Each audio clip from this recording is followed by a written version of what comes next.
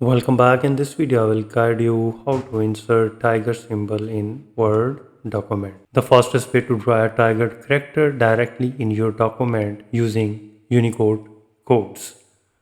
If you want to insert a tiger face, then type 1F 42F and press Alt X Alt together. And this is what you can see, that you can see select it, go to the home and change the effect to this one. This is much more elegant. So if you want a full tiger symbol, then you need to type 1F405, press Alt X Alt together.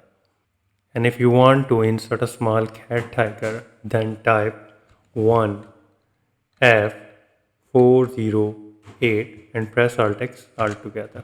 And here it is. So this is so simple and easy. You can easily insert tiger symbol in Word document. If you think this video is helpful, please support my channel. Thanks for watching.